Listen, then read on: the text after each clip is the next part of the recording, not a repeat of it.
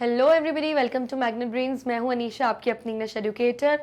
और आज मैं स्टार्ट करने वाली हूं हमारी क्लास 11th की जो वोवन वर्ड्स बुक है, जो कि हमारी इलेक्टिव बुक है, उसका चैप्टर नंबर 6 शॉर्ट स्टोरीज के पोर्शन में से, जिसका नाम है the third and final continent. तो ये जो चैप्टर है आज हम स्टार्ट करने वाले हैं। और ये जो मेरा चैप्टर है इसको मैं 3 पार्ट्स में डिवाइड करूँगी, पार्ट 1, 2 एंड 3, क्योंकि थोड़ा सा लेंथी चैप्टर है, मोस्ट प्रोबेबली 21 to 22 पेजेस का। तो 3 पार्ट्स में हमारा ये वीडियो जाएगा।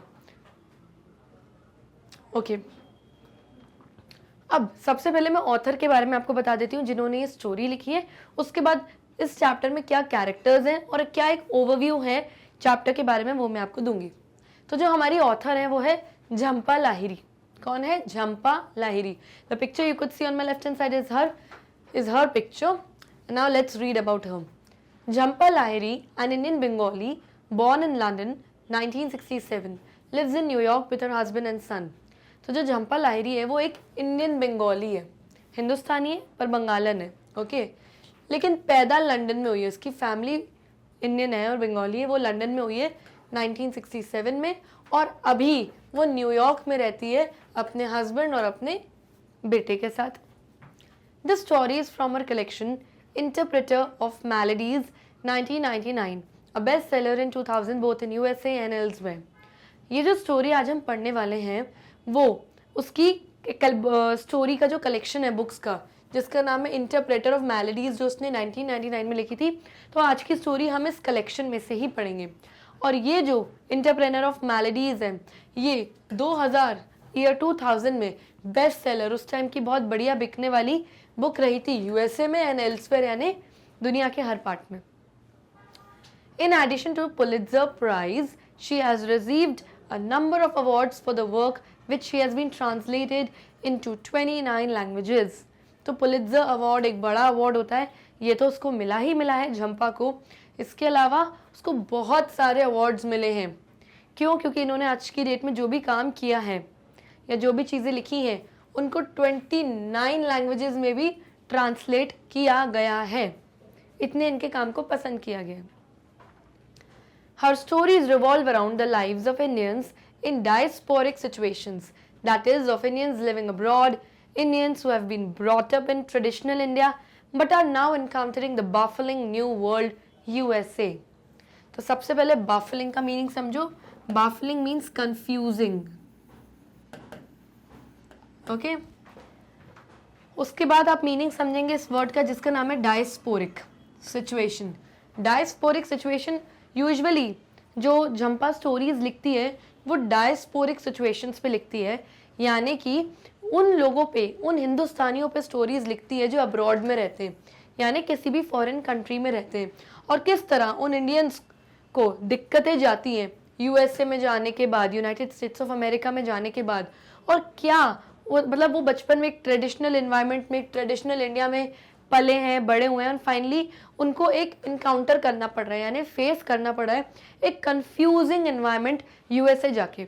कुछ लोग होते हैं इंडिया में पले बड़े रहते हैं लेकिन जॉब किसी फॉरेन कंट्री में, अब्रॉड में लग जाती है, फिर वहाँ जाके उनको डिफ़िकल्ट सिचुएशंस फेस करनी पड़ती है।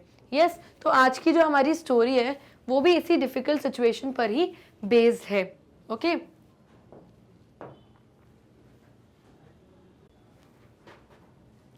Okay, characters of the story. अब हम स्टोरी के कैरेक्टर्स देख लेते हैं कि स्टोरी में कौन कौन है। तो सबसे पहले नरेटर है। नरेटर यानी वो इंसान जो अपनी कहानी आपको अपनी मुंह ज़बानी बता रहे हैं। तो नरेटर का नाम यहाँ पे नहीं बताया गया है चैप्टर में, बस इतना बताया गया है कि वो एक बंगाली आदमी है जो 36 ईयर्स ऑफ एज का है। उसके बाद बताया गया है सेकेंड कैरेक्टर जो कि है माला। वो नरेटर की वाइफ है जो कि 27 ईयर्स की है और ये भी एक बंगाली ही है। फिर आती है Mrs Croft. Mrs Croft third character है हमारे स्टोरी का, और वो एक ओल्ड वुमन, एक बहुत ज़्यादा बूढ़ी औरत है जो 103 साल की है, 103 ईयर्स ऑफ एज। फिर आती है हेलेन। हेलेन कौन है? मिसेस क्रॉफ्ट की डॉटर ऑफ मिसेस क्रॉफ्ट। ये 68 ईयर्स ऑफ एज की हैं। फिर बात आती है नरेटर की, यानी जो बंगाली आदमी है, इस नरेटर के Elder brother and his wife, यानी इसके बड़े भाई और इसकी बड़ी भाभी, यानी बड़ा भाई और उसकी वाइफ के बारे में बात होगी। और लास्ट में नरेटर का सन भी है इस चैप्टर में, उसका कोई कैरेक्टर अलग से नहीं बताया गया, बस उसकी कोई बात बताई गई है। तो नरेटर का आखिरी में एक बेटा भी होता है जिसके बारे में यहाँ पे मेंशन किया है। तो जो मेन कैरेक्टर्स हैं वो है मेन तो नरेटर, माला, मिसेस क्रॉफ्ट और हेलन जो कि मिसेस क्रॉफ्ट की डॉटर है। ठीक, अब चैप्टर स्टार्ट करने से पहले एक ओवरव्यू दे देती हूँ। बेसिकली ये चैप्टर भी डायस्पोरिक सिचुएशन पर है, यानी कैसे कुछ हिंदुस्तानी लोग इंडिया में रहते हैं और फिर उनको डिफिकल्ट सिचुएशन या एडजस्ट करने में प्रॉब्लम होती है किसी अब्रॉड या फॉरेन कंट्री में। तो ये जो बंगाली है नरेटर, एक बंगाली है, इनकी जॉब लग जाती है लंदन में, ये वहाँ चले जाते हैं। जब वहाँ जाते हैं तो उसके बाद थोड़े दिन बाद इनके घर से कॉल आता है, बोलते हैं कि भाई, इनके बड़े भाई और इनकी भाभी बोलती हैं कि अरे भाई तुम्हारे लिए यहाँ पे एक लड़की पसंद करी है जिसका नाम है माला, तो तुम शादी के लिए कलकत्ता आ जाओ। तो फिर वो वापस जाते हैं, शादी करते हैं, एक हफ्ता वहाँ रुकते हैं और फिर वापस अपनी जॉब पे रिज्यूम करते हैं। उसके बाद 6 वीक्स 6 हफ्ते बाद जब उनकी वाइफ का ग्रीन कार्ड तैयार हो जाता है, यानी कि उनको एक लीगल डॉक्यूमेंट मिल जाता है फॉरेन कंट्री में सेटल होने के लिए, तो माला भी चली जाती है अपने हस्बैंड के पास। लेकिन ये जो 6 हफ्ते का टाइम था नरेटर का, जब उनकी वाइफ उनके साथ नहीं थी, तो वो मिसेस क्रॉफ्ट के घर में एज अ पेइंग गेस्ट रहते थे। एक कमरे का $8 पे करके वहाँ रहते थे। तो वहाँ पे कैसे ये 103 वर्ष की जो औरत है, उनका बिहेवियर देख के इनकी बिहेवियर में थोड़ा सा चेंज आया, नरेटर के बिहेवियर में चेंज आया, वो हम पढ़ेंगे। 6 हफ्ते बाद जब माला नरेटर के पास आती है तो उनके बीच का जो रिलेशनशिप होता है वो इतना अच्छा नहीं होता, क्योंकि कहीं ना कहीं उन्होंने मजबूरी में शादी कर ली है, they are not happy together. और माला को अभी इस नए यूएसए के एनवायरनमेंट में एडजस्ट करने में प्रॉब्लम जा रही है। यस, तो ये सारी चीज़ें हम पढ़ेंगे कि कैसे एक इंसान को, इंडियन इंसान को फॉरेन कंट्री में जाके एडजस्ट करने में डिफ़िकल्टी आती है, लेकिन एट द एंड वो कैसे एडजस्ट कर लेते हैं, कैसे वहाँ के सपोर्टिव लोग उनको सपोर्ट करते हैं और वो एडजस्ट कर जाते हैं। Let's begin with our story. I left India in 1964 with a certificate in commerce and the equivalent in those days of $10 to my name. अब ये आई कौन है? ये आई हमारे नरेटर हैं, यानी वो बंगाली आदमी जो अपनी कहानी बता रहे हैं। तो वो कह रहे हैं मैंने इंडिया 1964 में छोड़ दिया था और मेरे पास क्या डिग्री थी, क्या पढ़ाई लिखाई करी थी, मेरे पास सर्टिफिकेट था कॉमर्स में, कॉमर्स सब्जेक्ट में, एंड द इक्विवेलेंट, या कह सकते हो कि कॉमर्स के ही इक्वल मेरे पास कोई डिग्री थी, जिसकी वजह से मैंने इंडिया छोड़ के मुझे बाहर जॉब लग गई थी मेरी। और मेरी कितने रुपए की जॉब लगी थी? $10 टू माई नेम, यानी $10 की मेरी जॉब लगी थी, इसलिए मैंने इंडिया 1964 में छोड़ दिया। For 3 weeks, I sailed on the SS Roma, an Italian cargo vessel, in a third-class cabin next to the ship's engine across the Arabian Sea, Red Sea, the Mediterranean Sea, and finally to England. तो वो कहते हैं कि मैं कैसे गया। Vessel का मतलब क्या होता है? अ लार्ज शिप और अ बोट, एक बड़ी सी शिप या बोट। तो ये इंडिया से इंग्लैंड तक शिप से गए थे और इनको इंग्लैंड पहुंचने में पूरे 3 वीक्स लगे। और एक इटालियन कार्गो वेसल, एक इटली की इस वेसल में वो बैठ के गए थे जिसका नाम था SS रोमा। तो इस वेसल का नाम था SS रोमा। और क्योंकि इनके पास फाइनेंशियल स्टेबिलिटी नहीं थी, इतने पैसे नहीं थे, तो इसलिए इन्होंने एरोप्लेन से नहीं एक शिप से जाने का डिसाइड किया। और इनको कौन सी सीट मिली? बिल्कुल जो शिप का इंजन होता है उसके पास वाले कैबिन में, 3rd क्लास कैबिन मिला, बिल्कुल जो सस्ते से सस्ता होता है वो इनको कैबिन मिला। इनकी शिप ने अरेबियन सी क्रॉस किया, फिर रेड सी क्रॉस किया, फिर मेडिटेरियन सी क्रॉस किया, समुद्रों के नाम है ये, और फिर फाइनली कहाँ पहुंचे? इंग्लैंड में। ठीक। I lived in North London in Finsbury Park in a house occupied entirely by penniless Bengali bachelors like myself. जब ये इंग्लैंड पहुंचे तो ये नॉर्थ लंदन में रहे और एरिया का नाम था फिन्सबरी पार्क। और ये एक ऐसे घर में रहे जो भरा हुआ था बंगाली बैचलर्स से, यानी जिस घर में या जिस कमरे में वहाँ रहते थे वहाँ बंगाली अनमैरिड बैचलर्स लड़के ही रहते थे जो कि पेनीलेस थे। पेनी यानी एक फूटी कौड़ी भी नहीं, सिक्के विक्के भी नहीं रहते थे, कोई पैसे नहीं रहते थे। ये लोग अभी स्ट्रगलिंग कर रहे थे, दे वर स्ट्रगलर्स लाइक माई सेल्फ, क्योंकि हमारे नरेटर भी अभी स्ट्रगल कर रहे थे। एटलीस्ट अ डजन, एक कमरे में डजन लोग रहते थे, यानी अप्रोक्सीमेटली 12 लोग तो मिनिमम रहते ही थे, एंड समटाइम्स मोर, कभी कभी 12 से ज़्यादा भी लोग एक कमरे में रहते थे। All struggling to educate and establish ourselves abroad. ये सारे बंगाली लड़के जो थे वो अभी खुद की एजुकेशन के लिए वहाँ पे स्ट्रगल कर रहे थे या खुद को स्टैब्लिश करना चाहते थे, यानी सेटल करना चाहते थे उस अब्रॉड में। अब्रॉड मीन्स उस फॉरेन कंट्री में जहाँ वो लोग अभी भी नए नए आए हैं। I attended lectures at the LSE and worked at the university library to get by. तो LSE क्या है? London school of economics. This is London school of economics. तो हमारे नरेटर बता रहे हैं कि मैं लंदन स्कूल ऑफ इकोनॉमिक्स में अपने कुछ लेक्चर्स अटेंड करता था, फिर मैं यूनिवर्सिटी की जो लाइब्रेरी है वहाँ काम करता था टू गेट बाय, यानी कुछ चंद पैसे कमाने के लिए। We lived 3 or 4 to a room, shared a single icy toilet and took turns cooking pots of egg curry which we ate with our hands on a table covered with newspapers. तो अब वो कह रहे हैं कि यहाँ पर हम एक कमरे में 3 से 4 लोग रहते थे। shared a single icy toilet, यानी 4 लोगों के लिए एक ही टॉयलेट होता था, और आईसी टॉयलेट क्योंकि ठंडी जगह थी तो बर्फीला टॉयलेट होता था, हम चारों एक कॉमन वॉशरूम यूज करते थे।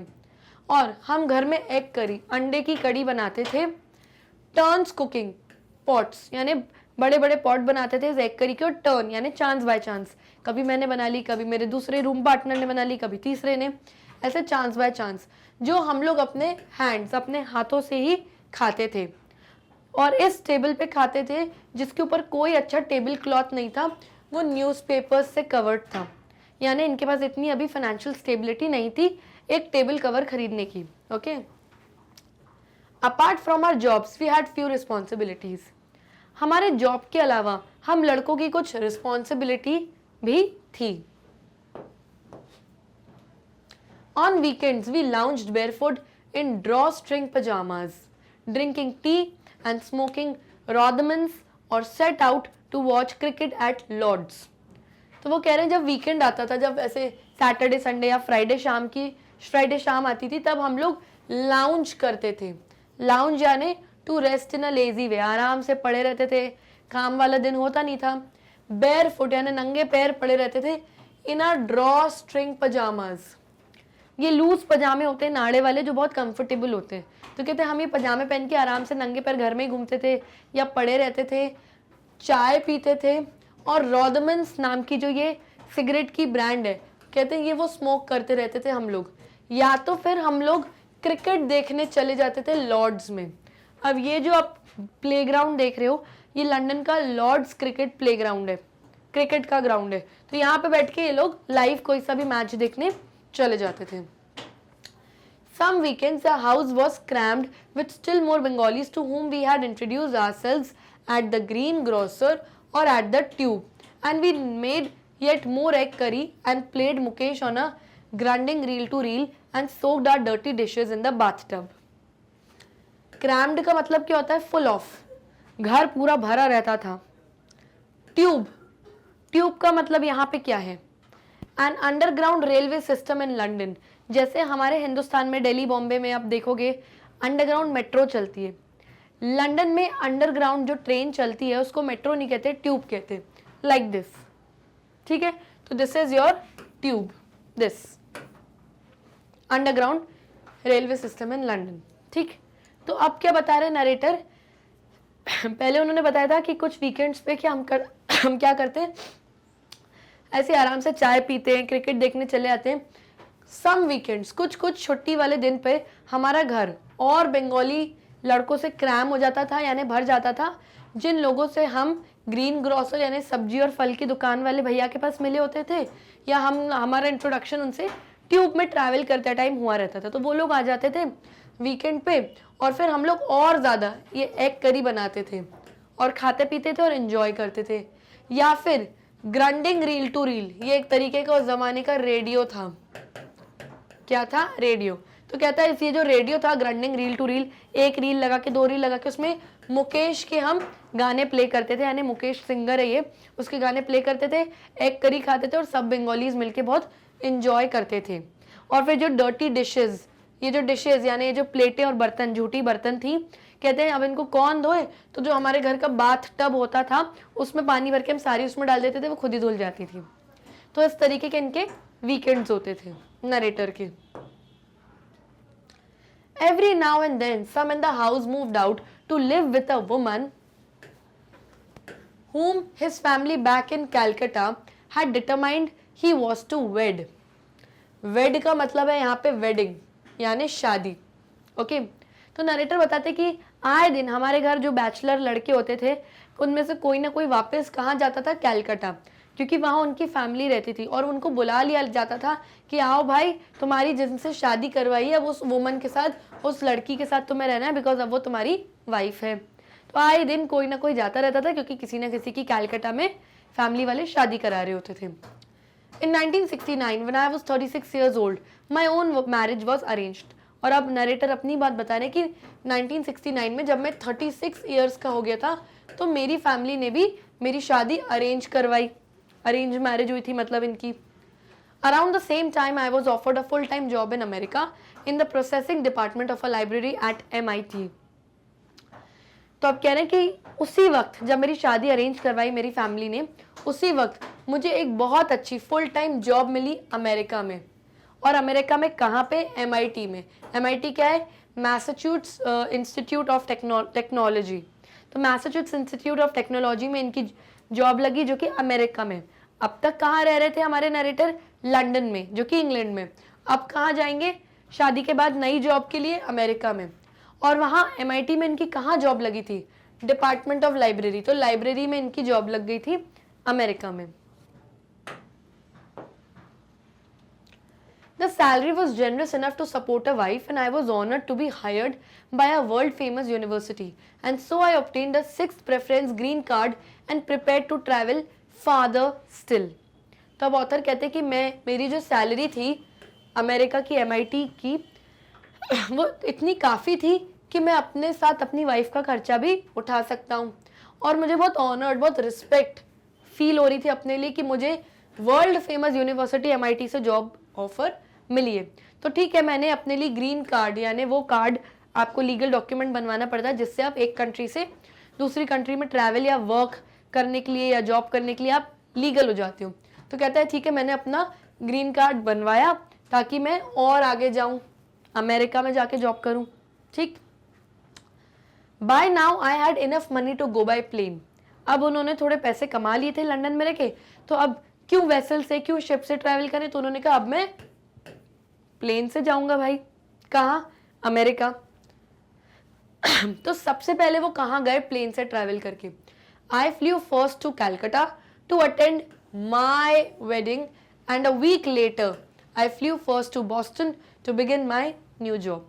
तो उन्होंने कहा कि इंग्लैंड से सबसे पहली मैंने फ्लाइट पकड़ी और मैं सबसे पहले कैलकाटा गया, फिर वहाँ मैंने खुद की वेडिंग अटेंड करी, यानी खुद मैंने शादी करी। 1 हफ्ता मैं रुका अपने घर पे अपनी वाइफ के साथ, एंड उसके बाद मैं डायरेक्टली बॉस्टन आ गया जहाँ पे MIT है, मैसाचुसेट्स इंस्टीट्यूट ऑफ टेक्नोलॉजी। और फिर मैंने अपनी नई जॉब अमेरिका में स्टार्ट कर दी। तो फाइनली अब लंदन में नहीं है, अब कहाँ रह रहे हैं हमारे नरेटर? अमेरिका में। वाइफ अभी भी कैलकाटा में है, अभी आई नहीं है।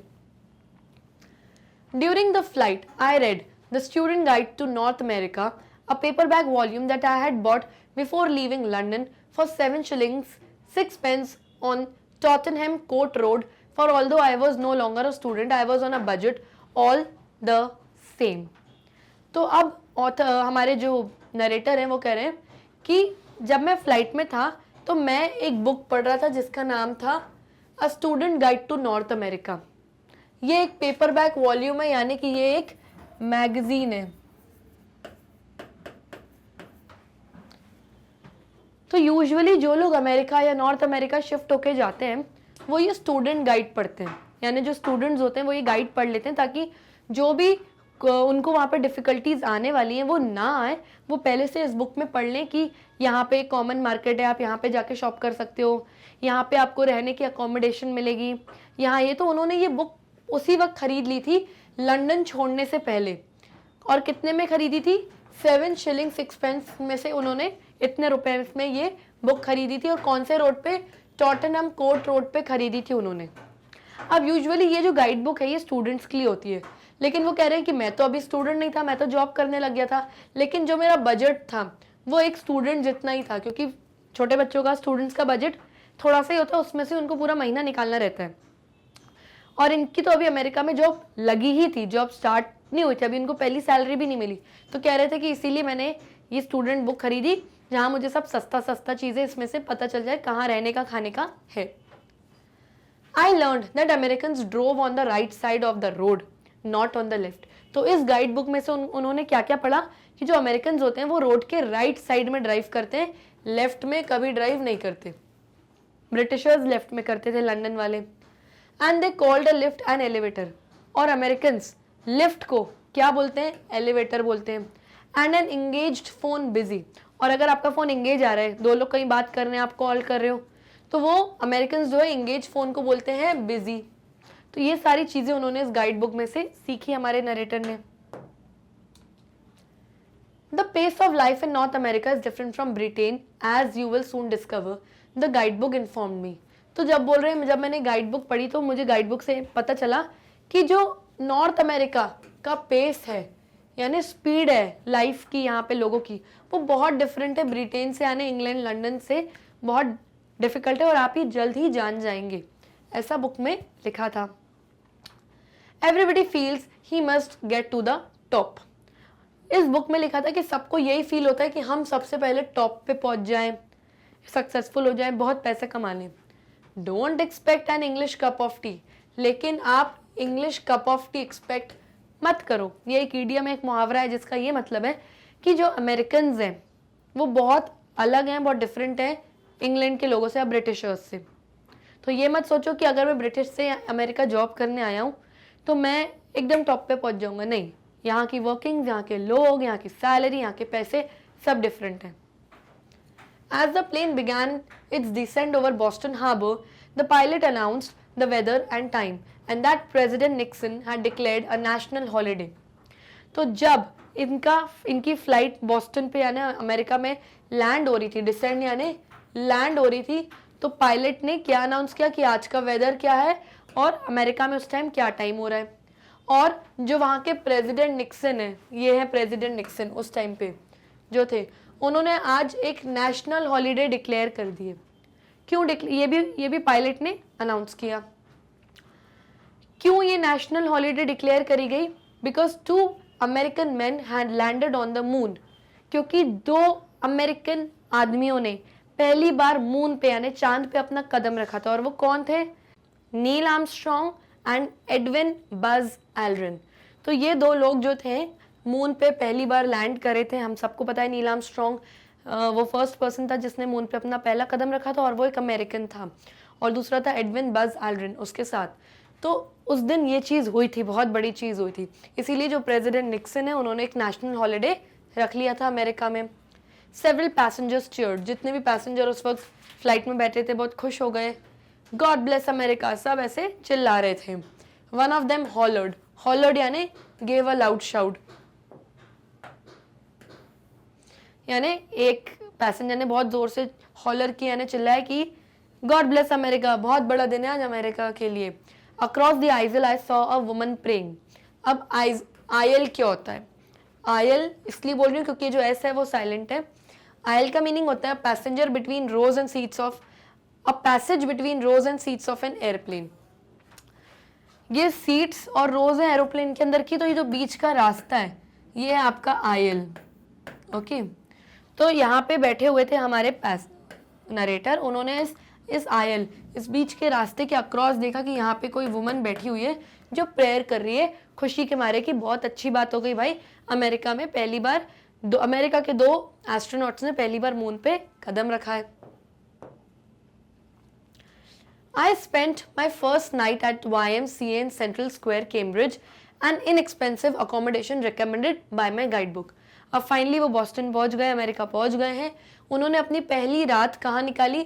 YMCA सेंट्रल पार्क स्क्वायर, इस एरिया में उन्होंने स्पेंड करी, कैम्ब्रिज में। ओके, और ये अकोमोडेशन, ये जो रहने की जगह थी, काफ़ी इनएक्सपेंसिव थी यानी सस्ती थी। और ये चीज़ उनको कहाँ से पता चली? इनकी गाइड बुक से जिसमें उन्होंने पढ़ा।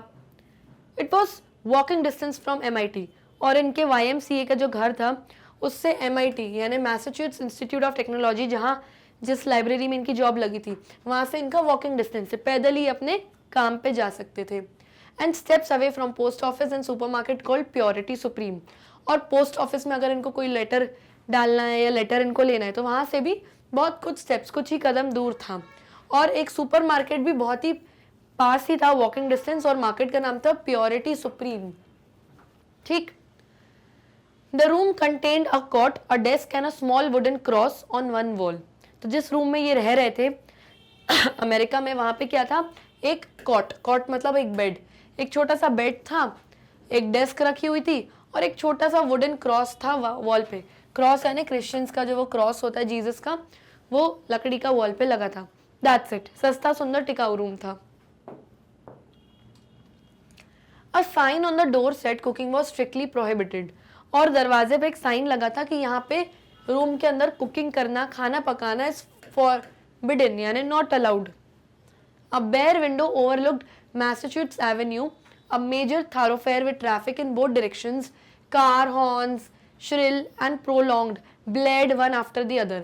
तो जब इन्होंने अपने कमरे की खिड़की खोली तो इनको वो जो मैसाचुसेट्स, वो जो एरिया है उसका एवेन्यू दिखा। एवेन्यू यानी अ वाइड स्ट्रीट, एक बहुत बड़ी स्ट्रीट, एक खुली सड़क इन्होंने विंडो के बाहर देखी। वहां पे हर जगह से बहुत ज्यादा ट्रैफिक था, बोथ डायरेक्शंस, यहाँ से भी ट्रैफिक, वहां से भी ट्रैफिक। कार के जो हॉर्न्स थे बार बार ऐसे श्रिल कर रहे थे, यानी बहुत हाई थे और अनप्लेजेंट, यानी उनको बिल्कुल अच्छे नहीं लग रहे थे इतने ट्रैफिक की आवाज। प्रोलॉन्ग यानी लंबे समय तक बजते ही जा रहे थे ये car horn. Blade one after the other यानी एक के बाद एक कार के हॉर्न बजते ही जा रहे थे बिना रुके। फ्लैशिंग साइरेंस heralded, heralded यानी a sign that something is going to happen soon, यानी फ्लैशिंग साइरेंस किसके हैं, एम्बुलेंस के। तो एम्बुलेंस भी वहां से निकल रही है, टू ही अपना साइलेंस करते हुए, साइलेंसर बजाते हुए निकल रही है, जिससे मुझे ये पता चल रहा है कि वहां कोई इमरजेंसीज भी होती हैं। And a fleet of buses rumbled past, और बहुत सारी बसेस, फ्लीट यानी ग्रुप, बहुत सारी बसेस का ग्रुप जो था वो रंबल कर रहा था, यानी साउंड, बसेस का साउंड इतनी तेज आ रहा था, इधर उधर जा रही थी, वो सब उनको विंडो से दिख रहा था। Their doors opening and closing with a powerful hiss throughout the night. अब फॉरेन में क्या होता है, जो पब्लिक ट्रांसपोर्ट जो बस होती है उनके डोर्स करके खुलते हैं, करके बंद होते हैं, अपने आप सेंसर वाले डोर्स होते हैं, तो उनकी आवाज आती है, जो हिस की आवाज होती है ना, वो आ रही थी। तो कह रहा था पूरी रात मैं ये बस के डोर खुलने की और बंद होने की आवाज, ट्रैफिक की आवाज में मैं बहुत ज्यादा परेशान हो गया। The noise was constantly distracting, at times suffocating. तो कह रहा है ये जो आवाज थी खिड़की के बाहर, जो पूरी आवाज आ रही थी ट्रैफिक की, उससे मैं बहुत डिस्ट्रैक्ट हो रहा था, काम नहीं कर पा रहा था, सो भी नहीं पा रहा था, और मैं बहुत सफोकेट, मतलब मुझे घबराहट होने लगी इतनी ट्रैफिक की आवाज से। It felt deep into my ribs, just as I felt the furious drone of the engine on the SS Roma. SS Roma क्या है? उस शिप का नाम है जिससे वो लंदन आए थे, इंग्लैंड आए थे। तो कह रहा था कि इतनी तेज आवाज मुझे वैसी ही मतलब ट्रैफिक की आवाज इतनी तेज, इतनी परेशान करने वाली थी, एग्जैक्टली वैसी जब मैं SS रोमा नाम की शिप में बैठा था, तो जो इंजन की आवाज आई थी, ऐसा लग रहा था मेरी रिब्स यानी जो आपके हड्डियों का ढांचा होता है आपके चेस्ट में, ऐसा लग रहा था मेरे रिब्स बज रहे हैं, एग्जैक्टली ये ट्रैफिक की आवाज से भी मेरे रिब्स बज रहे हैं। तो आप इमेजिन करिए कितना लाउड ट्रैफिक था वहां। But there was no ship's deck to escape to, no glittering ocean to thrill my soul, no breeze to cool my face, no one to talk to. कहता है जब शिप में मुझे engine की आवाज़ इतनी तेज़ सुनाई दे रही थी तो मैं शिप में ऊपर डेक पे चले गया, थोड़ी देर वहाँ एंजॉय कर लिया। ओशन इतना जो मेरे सामने शाइन कर रहा था शिप में, वो मेरी सोल, मेरी आत्मा को शांति पहुँचा रहा था कहीं ना कहीं। ब्रीज, ठंडी हवा, कूल हवा जो ओशन की थी वो मेरे फेस पे आ रही थी, मुझे बहुत अच्छा लग रहा था। और मेरे पास बहुत सारे लोग थे शिप में बात करने के लिए, तो मैं डिस्ट्रैक्ट हो गया। लेकिन ये सारी चीज़ें यहाँ है ही नहीं, no one is to talk to, कोई बात करने के लिए भी नहीं है। तो अब मैं कहाँ जाऊँ इस एक कमरे में से, मुझे ये ट्रैफिक सुनना ही पड़ेगा। I was too tired to pace the gloomy corridors of the YMCA in my drawstring pajamas. Gloomy का मतलब डार्क एंड सैड, एक ऐसी जगह जो अंधेरे से भरी है और बहुत सैड, यानी बहुत डिप्रेसिंग फीलिंग आ रही है आपको वहाँ पे। तो कह रहा है कि मैं ये जो YMCA का जो एरिया है जहाँ पे मैं यहाँ बॉस्टन में रह रहा था, मैं अपने ड्रॉ स्ट्रिंग पजामा यानी कंफर्टेबल वो नाड़े वाले जो पजामे पहन के वहाँ के कॉरिडोर्स में घूम रहा था, लेकिन मैं बहुत टायर्ड हो गया था, मैं बहुत थक गया था इस ग्लूमी कॉरिडोर में, यानी इतना डार्क और इतना सैड एनवायरनमेंट में मैं इस घर में यहाँ पे रहता हूँ।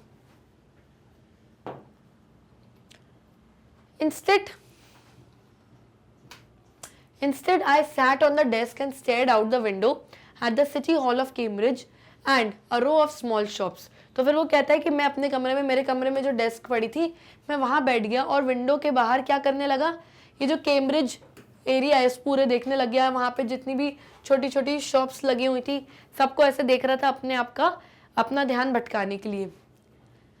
In the morning, I reported to my job at the Dewey Library, a beige fort-like building by Memorial Drive. तो कहता है मेरा रूटीन ये होता था कि सुबह सुबह मैं अपने जॉब पे जाके रिपोर्ट करता था मेरी लाइब्रेरी पे, जिसका नाम है ड्यूई लाइब्रेरी। बेज यानी light brown colour,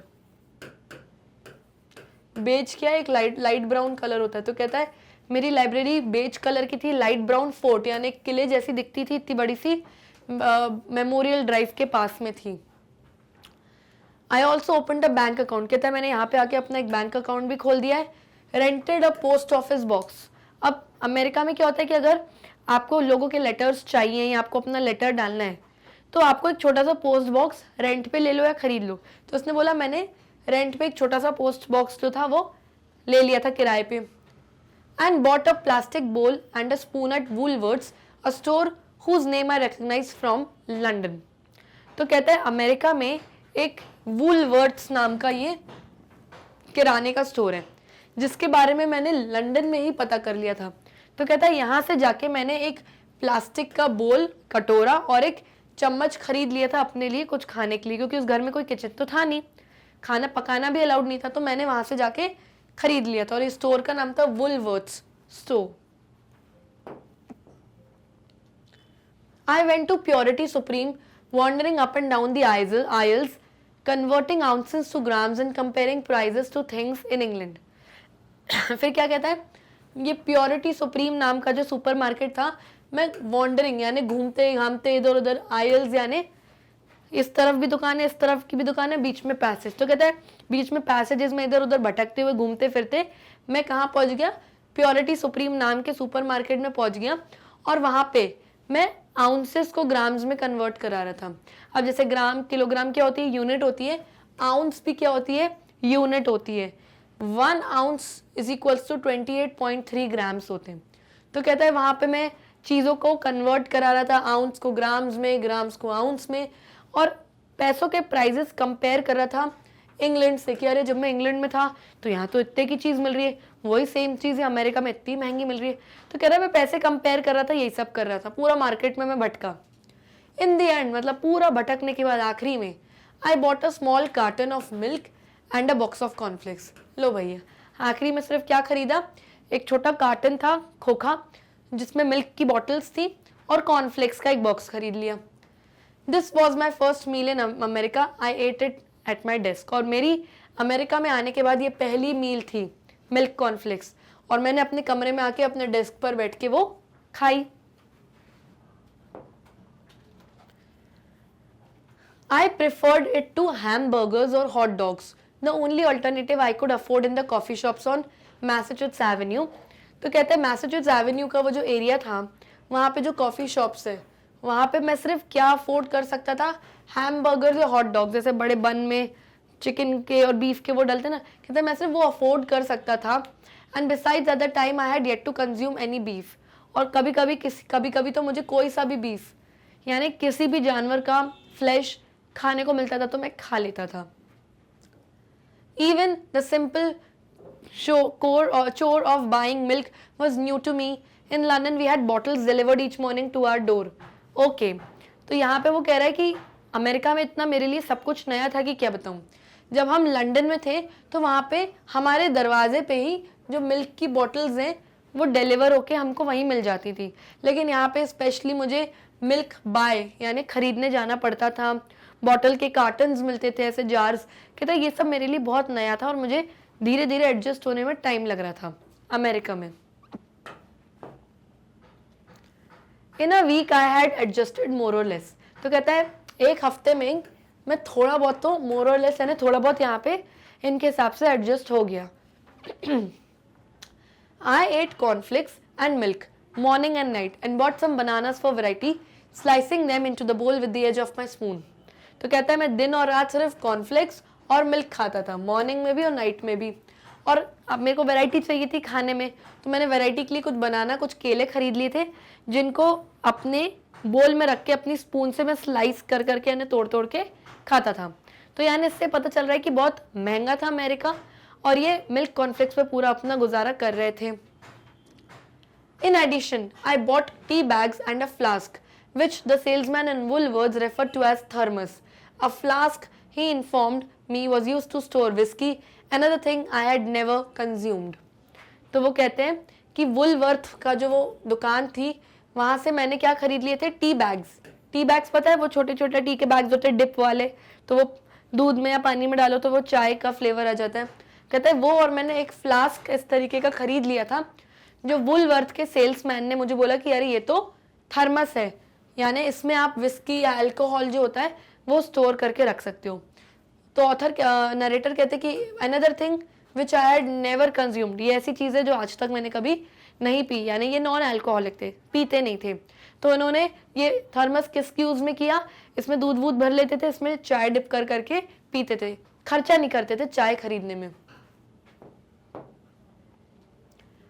For the price of 1 cup of tea at a coffee shop, I filled the flask with boiling water on my way to work each morning and brewed the 4 cups I drank in the course of a day.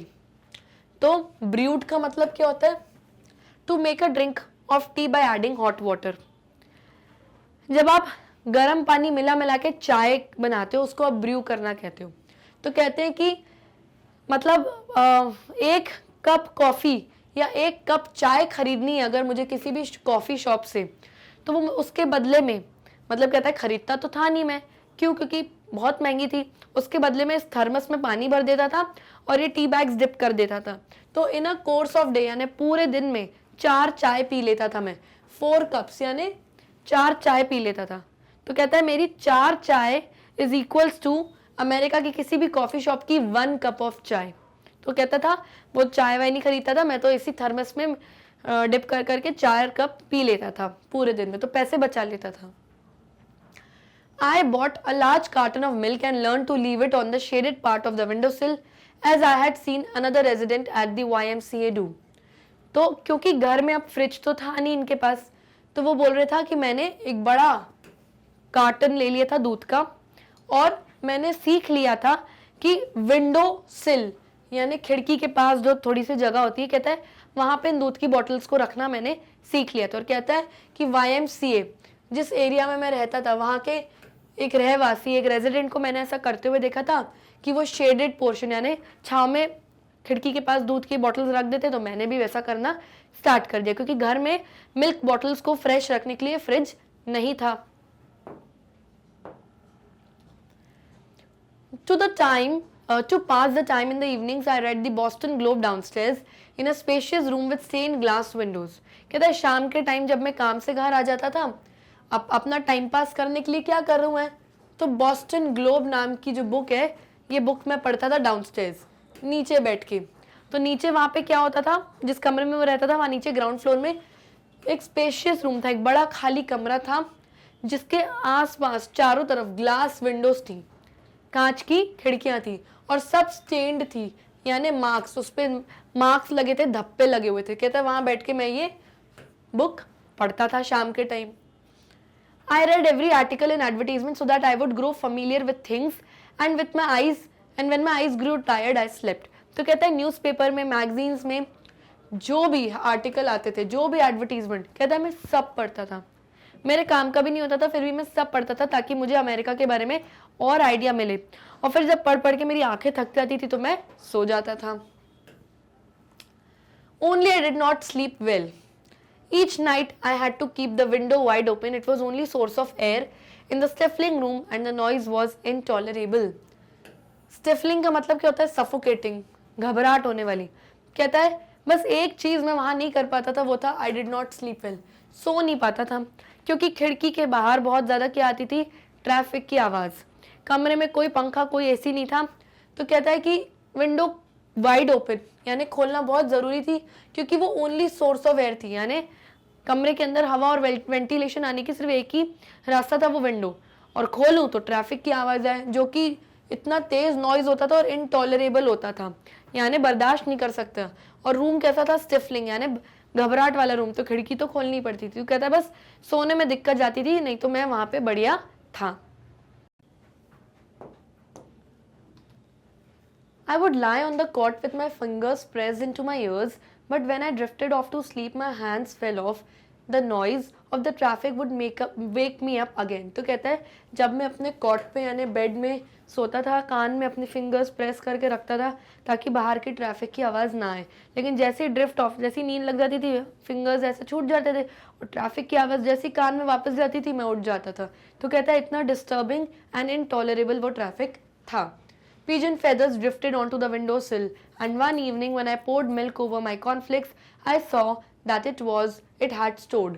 तो it had soared. तो कहता है क्योंकि खिड़की हमेशा खुली रहती थी, तो पिजन के जो फेदर्स हैं, कबूतर के जो पंख हैं, हमेशा कमरे में आ जाते थे, गंदगी हो जाती थी। और क्योंकि फ्रिज नहीं था, और मैंने देखा था पास में YMCA में जो रेजिडेंट है, वो मिल्क के जो कार्टन्स हैं वो विंडो सिल पे रख देते हैं। तो कहते हैं मैंने भी रख दिया, और मैंने देखा एक दिन वो सब सोर हो गया, पूरा दूध खट्टा हो गया। फ्रिज में रखते हैं तो दूध फटता नहीं है, खराब नहीं होता, लेकिन मेरा बार बार खराब हो जाता था। Nevertheless, I resolved to stay at the YMCA for 6 weeks until my wife's passport and green card were ready. तो कहता है फिर भी मैंने 6 हफ्ते तक कैसे भी YMCA वाले इस एरिया में मैं रहा, मैंने मैनेज किया जब तक मेरी वाइफ का ग्रीन कार्ड और पासपोर्ट रेडी नहीं हो जाता था। तो उसका पासपोर्ट और ग्रीन कार्ड रेडी हो जाएगा तो वो भी यहाँ आ जाएगी, तो फिर तब उस टाइम मैं घर चेंज कर लूँगा। Once she arrived, I would have to rent a proper apartment, and so from time to time, I studied the classified section of the newspaper, stopped in the housing office at MIT during my lunch break to see what was available in my price range.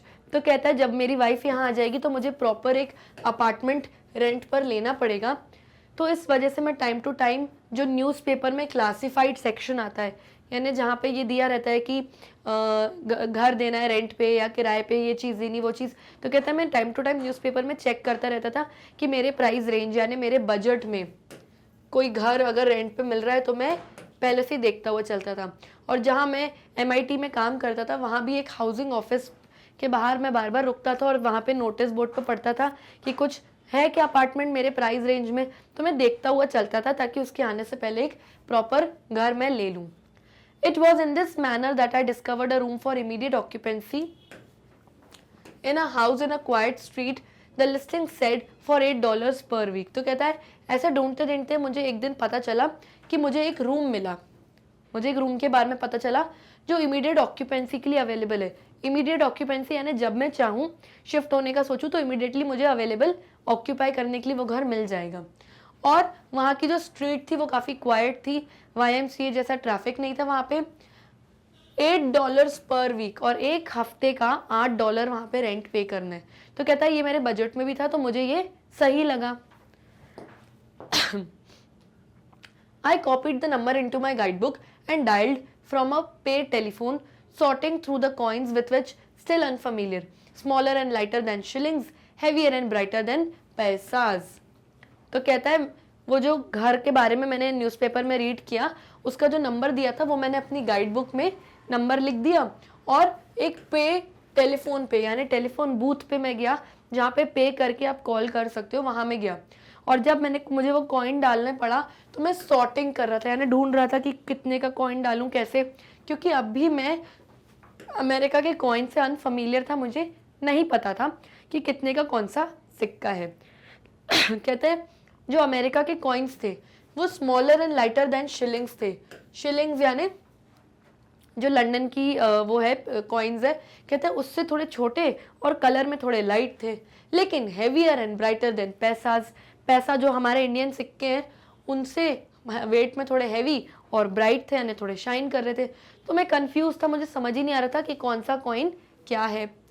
फिर जब मैंने call किया तो सामने से मुझे आवाज आई, who is speaking? A woman demanded, her voice was bold and clamorous. Clamorous का मतलब क्या है? Making a loud and confused noise. तो कहता है जब मैंने कॉल किया तो एक लेडी की आवाज आई कि कौन बात कर रहा है। वो बोलती है, उसकी आवाज काफी बोल्ड थी और क्लैमरस थी, यानी बहुत ज्यादा लाउडली वो बात कर रही थी और वो काफी कंफ्यूज थी कि अरे कौन बात कर रहा है एकदम चिल्ला के।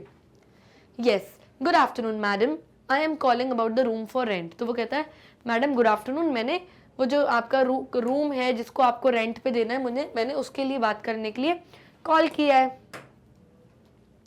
हार्वर्ड और टेक, तो वो पूछती है हार्वर्ड यूनिवर्सिटी से हो या टेक्नोलॉजी रिलेटेड किसी इंस्टीट्यूट से हो। आई बेग योर पार्डन, इसका मतलब होता है प्लीज रिपीट। जब आपको कोई चीज समझ नहीं आती तो आप बोलते हो आई बेग योर पार्डन, इसका मतलब होता है please repeat.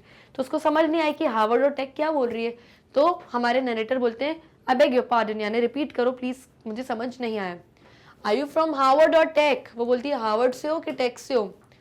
Gathering that tech referred to the Massachusetts Institute of Technology, I replied, I work at Dewey Library, adding tentatively at tech. तो उसने फिर सोचा कि यार टेक का मतलब होता है टेक्नोलॉजी, यानी मैं काम करता हूँ मैसेच्यूसेट्स इंस्टीट्यूट ऑफ टेक्नोलॉजी में। तो उसको लगा कि हाँ मैं तो टेक्नोलॉजी से हूँ, हार्वर्ड यूनिवर्सिटी से नहीं हूँ। तो वो कहता है हाँ मैं MIT से हूँ, वहाँ ड्यूई लाइब्रेरी में काम करता हूँ। तो मैंने बोल दिया एट टेक, यानी मैं टेक्नोलॉजी से रिलेटेड में इंस्टीट्यूट में काम करता हूँ। I was given an address and an appointment for 7 o'clock at evening. 30 minutes before I set out, my guidebook in my pocket, my breath fresh with Listerine. तो वो लेडी बोलती है ठीक है, शाम के 7 बजे का तुम्हें मैं अपॉइंटमेंट देती हूँ और ये मेरा एड्रेस है, यहाँ तुम आ जाओ तो बात करके जाना। तो कहता है 30 minutes before I set out, यानी 7 बजे से आधे घंटे पहले मैं घर से निकल गया, यानी 6:30 बजे मैं घर से निकल गया। मैंने अपनी गाइड बुक अपने पॉकेट में रखी और लिस्ट्रिन नाम का ये जो माउथ वॉश है इससे अपना मुंह धो के अपनी ब्रीदिंग फ्रेश करके गया मैं। I turned down the street shaded with trees perpendicular to Massachusetts Avenue. Stray blades of grass poked between the cracks of the footpath. कहता है मैं वॉक करता हुआ चला गया, उस रास्ते पे बहुत सारे ट्रीज थे जो कि मैसेच्यूसेट्स एवेन्यू पर परपेंडिकुलर थे, यानी 90 डिग्री पे थे, यानी 90 डिग्री पर थे। इसका मतलब यह है कि ये वो सड़क थी जिसपे, ये मैसेच्यूसेट्स एवेन्यू की वो सड़क थी जिसपे वॉक करते हुए जा रहे थे और यहाँ पे जो ट्रीज थे वो ऐसे थे, ऐसे, यानी ट्रीज ऐसे थे और पूरी छांव से भरे हुए थे दोनों तरफ इस तरीके से। तो पूरे रास्ते पे जितने भी ट्रीज थे वो इस तरीके से छांव थे। तो ये क्या हो रहा है, ये जो ऐसा डायरेक्शन आ रहा है ये 90 डिग्री का डायरेक्शन आ रहा है। तो कह रहा है उस रास्ते पे मैं निकल गया और रास्ते में मुझे बहुत सारी ग्रास थी, जो घास थी वो पोक हो रही थी, यानी कि घास बहुत नुकीली थी तो मेरे पैरों में चुभ रही थी। In spite of the heat, I wore a coat and a tie. Regarding the event, as I would any other interview, I had never lived in the home of a person who was not Indian. तो अब हमारे narrator कहते हैं कि इतनी ज़्यादा heat थी, इतनी ज़्यादा गर्मी थी, फिर भी मैंने कोट और टाई पहना। मुझे ऐसा लग रहा था कि मैं शायद दोबारा किसी इंटरव्यू के लिए जा रहा हूँ, तो मैंने बहुत फॉर्मल वेयर किया जो भी मैंने पहना। कहता है कि मैंने आज तक किसी ऐसे इंसान के घर रेंट पर या किराए पे नहीं रहा हूँ जो इंडियन नहीं है। ये पहली बार ऐसा हो रहा है कि मैं किसी के घर किराए पे रहने जा रहा हूँ और जिसका वो घर है वो इंडियन नहीं है, यानी वो कोई फॉरेनर है। The house surrounded by a chain like fence was of white with dark brown trim. Finally वो उस घर पे पहुंच गए, उस वुमन के घर पे। जो हाउस था वहाँ पे चेन लाइक फेंस थी, यानी कि घर था और उसके आसपास इस तरीके की फेंस लगी हुई थी। ऑफ वाइट कलर का घर था with dark brown trim. Trim मतलब dark brown at the edges and the corner, यानी कि ये जो घर है पूरा, ये पूरा घर ऑफ वाइट कलर का था, लेकिन ये जो कॉर्नर्स थे घर के, ये इस तरीके से, ये सब पूरे कौन से कलर के थे, डार्क ब्राउन कलर के थे। तो इस तरीके से घर का उन्होंने डिस्क्रिप्शन बताया है नरेटर ने। Unlike the stucco row house I had lived in London, this house fully detached was covered with wooden shingles with a tangle of for Cynthia bushes plastered against the front end the sides. अब stucco क्या होता है? Fine plaster use for coating wall surfaces. ये जो plaster होता है दीवार को कवर करने के लिए, इसको हम स्टूको कहते हैं, ठीक है। और रो हाउस क्या होते हैं?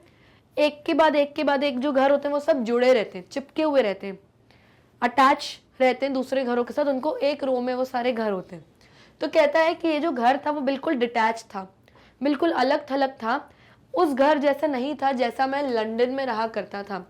जो लंदन में घर थे वो रो हाउसेस थे, यानी सब जुड़े हुए थे घर, और सब पे स्टूको किया हुआ था इस तरीके का। लेकिन ये घर बिल्कुल अलग था, एक रो हाउस नहीं था। इसके ऊपर वुडन शिंगल्स थे, यानी wooden pieces used to cover roofs and walls. दीवारें और घर की छत जब लकड़ी से कवर्ड होती है तो उसको वुडन शिंगल्स कहते हैं। तो कहते हैं यहाँ पे वुडन शिंगल्स कवर्ड थी, और फॉर्सिंथिया बुशेस, ये डेकोरेटिव बुशेस होती हैं इस तरीके की येलो कलर की। कहते हैं इस तरीके की जो बुशेस थी वो घर के सामने पूरी आ रही थी और घर के साइड्स में पूरी ये बुशेस लगी हुई थी, तो घर बहुत सुंदर सा दिख रहा था। When I pressed the calling bell, the woman with whom I had spoken on the phone hollered from what seemed to be just the other side of the door. 1 minute please. तो कहता है जब मैंने घर की door bell बजाई तो जो अंदर औरत बैठी थी वही थी जिसने मुझसे फ़ोन पे बात करी थी, वो हॉलर कर रही थी अंदर से, यानी कि बहुत तेज़ तेज़ शाउट करके बात कर रही थी, और अंदर से डोर के उस तरफ से आवाज़ आई मुझे 1 मिनट प्लीज़। उसने बहुत ज़ोर से चिल्लाया कि रुको 1 मिनट, खोल रही हूँ मैं दरवाज़ा। Several minutes later, the door was opened by a tiny, extremely old woman. बहुत मिनट्स के बाद एक छोटी हाइट की extremely old, बहुत ज़्यादा बूढ़ी औरत ने दरवाज़ा खोला। A mass of snowy hair was arranged like a small sack on top of her head. Snowy का मतलब क्या होता है? White. Snow मतलब बर्फ। तो यहाँ पे उसको मतलब दिया गया है वाइट कलर से। तो कहता है कि उसके घर पे पूरे स्नो यानी वाइट कलर के इसके सर पे बाल थे, ऐसा लग रहा था उसके हेड के ऊपर किसी ने एक छोटी बोरी रख दी है वाइट कलर की। As I stepped into the house, she sat down on a wooden bench positioned at the bottom of a narrow carpeted staircase.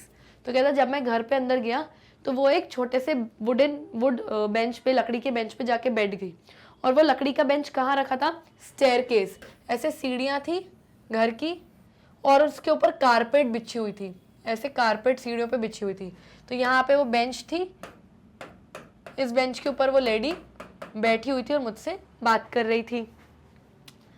Once she was settled on the bench in a small pool of light, she peered up at me with undivided attention. तो कहता है जब वो आराम से set होके बैठ गई अपनी बेंच पे, in a small pool of light, यानी घर में बहुत कम लाइट थी, हल्की हल्की लाइट ही थी, तो वो कंटिन्यूसली मुझे पेयर अप कर रही थी, यानी घूर घूर के देख रही थी अनडिवाइडेड अटेंशन से, यानी कि उसका अटेंशन कहीं भी इधर उधर नहीं जा रहा था, बिल्कुल घूर घूर के वो मुझे ही पेयर कर रही थी, यानी देख रही थी। She wore a long black skirt that spread like a stiff tent to the floor. तो उस लेडी ने एक बड़ा सा ब्लैक कलर का स्कर्ट पहना था जो बिल्कुल फ्लोर पे ऐसे टेंट जैसे बिछ गया था, बड़ा सा, and a starched white shirt edged with ruffles at the throat and cuff. और ऊपर से उसने ऐसे व्हाइट कलर की शर्ट पहनी थी जिसमें ऐसे रफल्स, ये दिख रहे हैं रफल्स, तो एक कॉलर पे यहाँ पे और यहाँ पे इधर इधर इधर पूरे रफल्स थे, इस तरीके की उसने शर्ट पहनी हुई थी उस लेडी ने। Her hands folded together in her lap and long palette fingers with swollen knuckles and tough yellow nails. Palette का मतलब क्या होता है? लाइट कलर का। तो वो कहता है कि जो लेडी थी उसके हाथ ऐसे फोल्ड करके वो अपने लैप यानी अपनी गोदी में से रख के बैठी हुई थी अपने हाथों को, उसकी फिंगर्स पैलेट थी यानी बिल्कुल ऐसी पीली थी, हाथ जैसे लग रहा था कि बिल्कुल खून ही नहीं है इसके हाथों में। और जो उसके नकल्स हैं, ये जो नकल्स होते हैं ये बहुत स्वोलन थे, यानी सूजे हुए थे, और उनके जो नेल्स थे वो काफ़ी मोटे, टफ येलो पीले पीले कलर के उनके नाखून थे। As had battered her features so that she almost resembled a man with sharp shrunken eyes and prominent creases on either side of her nose. Battered यानी डैमेज, बर्बाद करना। तो वो बोल रहे कि क्योंकि इतनी बूढ़ी थी इसकी वजह से उसके जो फीचर्स हैं उसकी उम्र ने बर्बाद कर दी, यानी कि उसके मुंह पे हर जगह क्या थे? क्रीसेस थी, यानी नाक के इधर इधर इधर क्रीसेस, यानी बहुत सारे रिंकल्स थे से भरा हुआ था उसका चेहरा, और वो ऑलमोस्ट एक मैन, एक आदमी जैसी दिख रही थी क्योंकि वो इतनी ज़्यादा बूढ़ी हो गई थी। श्रंकन आईज, उनकी आंखें छोटी छोटी सूजी, मतलब ऐसी बंद हुई ऐसी आईज हो गई थी बिल्कुल उनकी। प्रोमिनेंट यानी नोटिसेबल, ये जो रिंकल्स थे वो इतने ज़्यादा थे कि उनके फेस पे बहुत ज़्यादा नोटिसेबल थे। Her lips, chapped and faded, had nearly disappeared and her eyebrows were missing altogether. Nevertheless, she looked fierce. Chapped का मतलब क्या होता है? Dry because of cold weather. तो जो lips थे उस old lady के वो चैप हो गए थे, इस ठंडे वेदर की वजह से होठ फट जाते ना वैसे हो गए थे, फेड हो गए थे, अजीब से वाइट कलर के हो गए थे, एंड नियरली डिसअपियर्ड, और उसके लिप्स तो दिख ही नहीं रहे थे, अंदर की तरफ चले गए थे because she was very old. और जो उनके आईब्रोज थे दे वर मिसिंग ऑल टुगेदर, बहुत हल्के से थे, ऐसा लग रहा था आईब्रोज तो है ही नहीं। और अगर टोटल की बात करें तो वो लेडी जो थी बहुत फियर्स यानी बहुत ही ज्यादा डरावनी, स्कैरी दिख रही थी।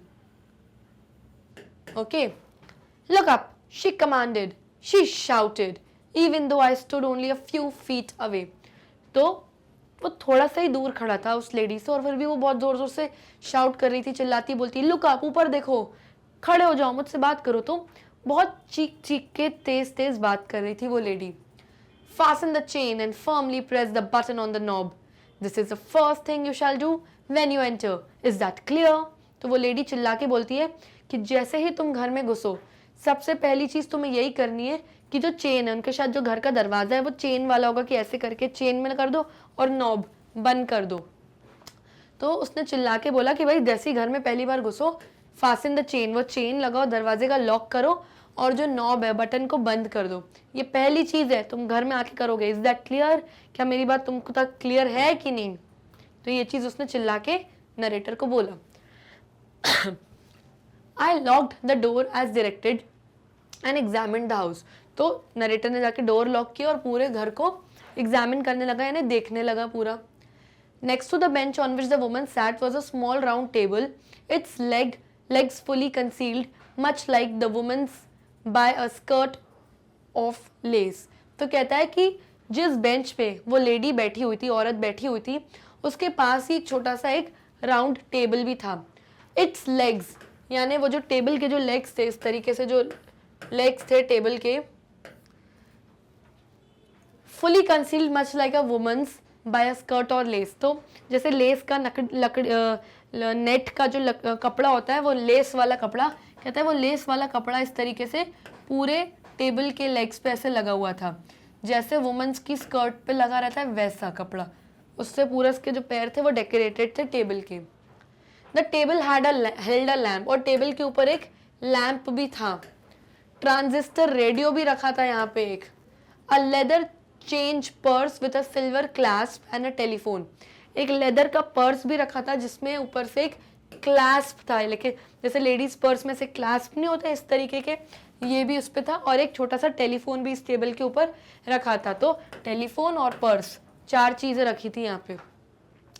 अ thick wooden cane coated with a layer of dust was propped against one side. Cane का मतलब क्या होता है? A rod used for walking, ऐसे लकड़ी की रॉड होती है ना, बूढ़े लोग यूज करते हैं चलने के लिए, उसको केन बोलते हैं। Propped means kept with support. तो वो कह रहे हैं कि एक लकड़ी की केन जिससे बूढ़े लोग सहारा लेके चलते हैं, वो पूरी डस्ट, पूरी धूल से पूरी भरी हुई थी। वो साइड में ही एक वॉल में ऐसे टिकी हुई, एक दीवार पे ऐसे लगी हुई सपोर्ट में, वहां पे रखी हुई थी टेबल के पास। डेफिनेटली इस लेडी की होगी because she is very old. There was a parlour to my right, lined with bookcases and filled with shabby claw-footed furniture. अब कह रहा है कि जहां मैं बैठा था उसके बिल्कुल राइट साइड में पार्लर था। अब पार्लर का मतलब ब्यूटी पार्लर या किसी आइसक्रीम पार्लर का मतलब नहीं है। Parlour means a sitting room in the house, जो घर का सिटिंग रूम, लिविंग एरिया होता है जहाँ पे लोग बैठक होती है, उसको भी पार्लर कहते हैं। तो कहता है मेरे राइट साइड पे एक पार्लर था जहाँ पे बहुत सारे बुक केसेस यानी किताबों के केसेस रखे हुए थे और बहुत सारा फर्नीचर रखा था जो कि क्लॉ फुटेड था, यानी इस तरीके का फर्नीचर था जिसका ये जो फुट होता है ना, इसको क्लॉ फुट कहते हैं। यूजुअली एनिमल्स के जब आप पैर देखोगे तो ऐसे पंजे जैसे होंगे, तो इसी को हम क्लॉ फुटेड कहते हैं। ये जो टेबल का जो चेयर की जो ये लेग है, ये जानवर के पैर जैसा है, तो इसको बोलते हैं हम क्लॉ फुटेड फर्नीचर। ठीक, तो इस तरीके से उसने वहां से देखा कि पार्लर में ये सब रखा हुआ है। In the corner of the parlour I saw a grand piano with its top down piled with papers. तो कहता है वहीं पे पार्लर के साइड में मैंने देखा कि एक बड़ा सा ग्रैंड पियानो भी रखा था, जिसका जो टॉप है, जो ढक्कन था उसका, वो बिल्कुल बंद किया हुआ था और उसके ऊपर बहुत सारे पेपर्स बिखरे हुए पड़े थे। The pianos bench was missing, और जो पियानो की बेंच थी जिसके ऊपर पियानिस्ट बजाता है, वो मिसिंग थी, वो नई थी। It seem to be the one on which the woman was sitting. तो कहता है कि ऐसा लग रहा था कि वो जो बेंच पियानो की मिसिंग है, वो वही बेंच है जिसके ऊपर इस वक्त वो लेडी बैठी हुई है। Somewhere in the house, a clock chimed 7 times. और कहता है घर में मुझे आवाज आई, कहीं ना कहीं क्लॉक होगी जिसमें से 7 बार आवाज आई, ऐसे टिंग टिंग टिंग। तो उसका ये मतलब उसको समझ में आ गया कि 7 बज गए हैं, 7 o'clock बज गए। चिम मतलब घड़ी बजने लगी 7 बार, यानी 7 बज गए। तो उसको समझ में आ गया कि मैं सही टाइम पे आके पहुंचा हूं, मीटिंग के टाइम पे ही। You are punctual, the woman proclaimed. I expect you shall be so with the rent. तो वो वुमन अब बोलती है तुम बहुत पंक्चुअल हो, बिल्कुल टाइम पे आए हो। मैंने 7 बजे बोला तो तुम 7 बजे एग्जैक्ट पहुंच गए हो। और फिर कहती है एग्जैक्टली इतने ही पंक्चुअल तुमको इस घर का रेंट देने में भी होना होगा। 1 हफ्ते में $8 देने हैं, तो 1 हफ्ते में मुझे चाहिए। I have a letter, madam. In my jacket pocket was a letter confirming my employment from MIT, which I had brought along to prove that I was indeed from tech. Indeed का मतलब क्या होता है? Truly, सच में। तो क्या बोलता है नरेटर यहाँ पे कि I have a letter, madam. मेरे पास एक लेटर है। तो उसने अपने जैकेट के पॉकेट में से वो लेटर निकाला जिसमें ये लिखा था कि ये सच में ही MIT में काम करता है। तो ये एक तरीके का प्रूफ लेके आया था उनको दिखाने के लिए कि देखो मैं MIT में काम करता हूँ और मैं टेक यानी टेक्नोलॉजी फील्ड से ही काम करता हूँ। तो उनको वो दिखाने के लिए लाया था। She stared at the letter, then handed it back to me careful, gripping it with fingers as if it was a dinner plate heaped with food instead of sheet of papers. तो वो lady ने उस पूरे letter को stair किया, घूर घूर के पूरा देखा और उसके बाद ऐसे फिंगर से ऐसे पकड़ के दिया नरेटर को, जैसे कि उनके हाथ में खाने से भरी कोई प्लेट है, ना कि कोई पेपर है छोटे मोटे। तो ऐसे करके दिया जैसे खाने से भरी प्लेट मुझे दे रही थी। She did not wear glasses and I wondered if she had read a word of it. तो नरेटर सोचते हैं कि इतनी बूढ़ी है, इसने ग्लासेस यानी चश्मा भी नहीं पहना है, क्या इस लेटर में से क्या एक शब्द भी ये पढ़ पाई होगी कि नहीं, कि एम ही मेरे को पागल बना रही है। The last boy was always late. Still owes me $8. Harvard boys aren't what they used to be. तो ये लेडी अब बोलती है कि जो लास्ट बॉय, जो पिछला लड़का यहाँ पे रहता था, वो हमेशा लेट होता था। किस चीज़ में? रेंट देने में। Still owes me $8. अब भी $8 मेरे खा के बैठा है, उसको अब भी मुझे $8 देने हैं।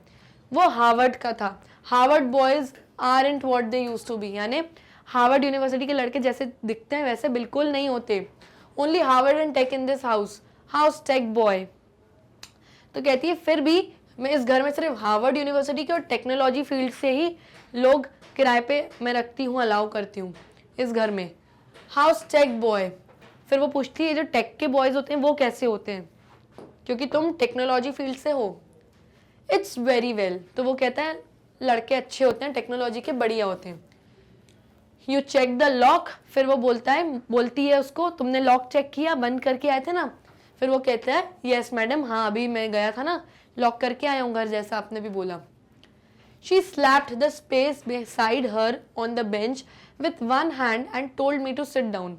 जिस बेंच पे वो बैठी हुई थी वो थोड़ी लॉन्ग बेंच थी, तो उसके साइड में वो ऐसे स्लैप करती है बेंच पे, यानी ऐसे ऐसे करती है कि आओ बैठो। स्लैप मतलब कि आओ मेरे पास में आके बैठो। For a moment she was silent. थोड़ी देर के लिए शांत भी थी वो। Then she intoned as if she alone possessed this knowledge. There is an American flag on the moon. Intoned मतलब say और recite, कोई चीज बोलना या ऐसे गा के खींच के बोलना। ओके। फिर उस लेडी ने जोर से ऐसे गा के बोला, there is an American flag on the moon, कि मून पे अमेरिका का फ्लैग पहुंच गया है। और ऐसे बोल रही थी जैसे ये बड़ा नॉलेज सिर्फ उसी के पास है।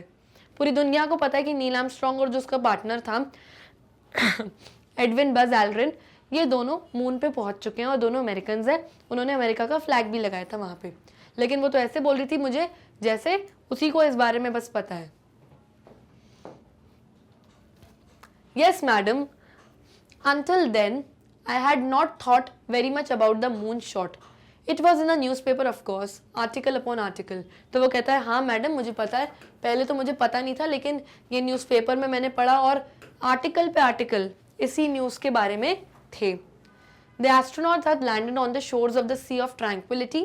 I had read traveling farther than anyone in the history of civilization. For a very few hours they explored the moon's surface. तो वो बताता है हाँ मैडम मुझे पता है, मैंने न्यूज़पेपर में पढ़ा भी था कि जो एस्ट्रोनॉट्स हैं अमेरिका के, उन्होंने मून पे सी ऑफ ट्रैंक्विलिटी पे लैंड किया है। अब ये जो मून है यहाँ पे अलग अलग पॉइंट्स होते हैं। ये जो पॉइंट है ये है सी ऑफ सेरेनिटी, ये पॉइंट है सी ऑफ ट्रैंक्विलिटी, ये है सी ऑफ फर्टिलिटी और ये है सी ऑफ नेक्टर। तो ये अलग अलग पॉइंट्स हैं और जो अमेरिकन जो जहाँ पहुँच गए थे वो था सी ऑफ ट्रैंक्विलिटी। इस पॉइंट पे अमेरिकन पहुँच गए थे। तो हमारा नरेटर कहता है हाँ वो लोग सी ऑफ ट्रैंक्विलिटी पे पहुँच गए थे और इस पॉइंट के फार्दर, इसके आगे आज तक कोई हिस्ट्री ऑफ सिविलाइजेशन, इतिहास में आज तक कोई इस पॉइंट के आगे नहीं पहुँच पाया और अमेरिकन पहुँच गए हैं। और फिर उन्होंने कई घंटों तक इन एस्ट्रोनॉट्स ने मून का जो सरफेस होता है, जो मून का ऊपर का जो हिस्सा है, वहाँ पे बहुत एक्सप्लोर किया, देखा, सब कुछ समझा और इन्फॉर्मेशन कलेक्ट करी। तो ये सब बातें इनके बीच में हो रही थी। ये नरेटर बता रहे थे हमारी ओल्ड वुमन को। They gathered rocks in their pockets, described their surroundings, a magnificent desolation according to the astronaut, spoke by phone to the president and planted a flag in lunar soil. तो वो बताता है कि मैंने पढ़ा है madam कि उन्होंने वहाँ पे मून पे जो भी रॉक्स थे, छोटे मोटे पत्थर थे, वो गैदर किए, इकट्ठा किए और अपने पॉकेट में रख दिए।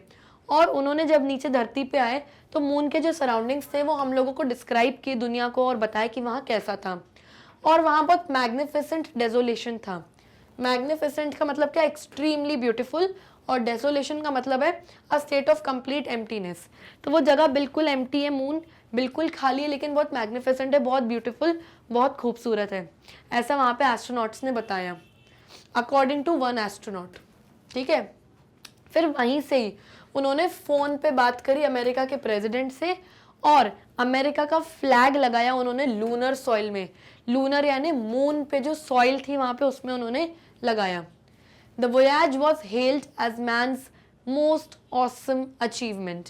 वोयाज यानी अ लॉन्ग जर्नी। तो इन एस्ट्रोनॉट्स ने जो ये वोयाज किया था, धरती से लेके मून तक की जो लंबी जर्नी की थी, वो हेल्ड थी, यानी एक्सट्रीमली गुड जर्नी थी। और ये एक इंसान की लाइफ का सबसे ऑसम अचीवमेंट है जो वो कर सकता है। तो ये सारी चीजें नरेटर बात कर रहा था ओल्ड वुमन से। I had seen full page photographs in the Globe of the astronauts in their inflated costumes and read about what certain people in Boston had been doing at the exact moment the astronauts landed on a Sunday afternoon. तो हमारे narrator कहते हैं कि ये globe नाम की जो magazine है, मैंने उसमें बड़े बड़े फुल पेज के फोटोग्राफ्स देखे उन एस्ट्रोनॉट्स के कि कैसे वो लोग गए थे और उन्होंने मून पे कैसे फ्लैग लगाया था। कहता है मैंने ये सब देखा है। और उन लोगों ने, उन एस्ट्रोनॉट्स ने स्पेस वाले कॉस्ट्यूम्स पहने थे जो इन्फ्लेटेड थे, यानी फिल्ड विद एयर, हवा से भरे हुए मोटे मोटे कॉस्ट्यूम्स पहने थे उन एस्ट्रोनॉट्स ने। और मैंने ये भी पढ़ा है इस ग्लोब नाम की मैगजीन में कि जिस वक्त ये एस्ट्रोनॉट्स ऊपर थे मून पे, उसी वक्त वो संडे आफ्टरनून का दिन था, नीचे धरती पे जब ये लोग बॉस्टन हैड बीन डूइंग, उसी वक्त बॉस्टन के जो लोग हैं वो उस एग्जैक्ट मोमेंट पे क्या कर रहे थे। और जब एस्ट्रोनॉट्स संडे आफ्टरनून पे नीचे लैंड होके आए तो उस वक्त क्या माहौल था अमेरिका का, कैसा सब था, सब कुछ मैंने पढ़ा उस ग्लोब नाम की मैगजीन में। A man said that he was operating a swan boat with a radio pressed to his ear. A woman had been baking rolls for her grandchildren.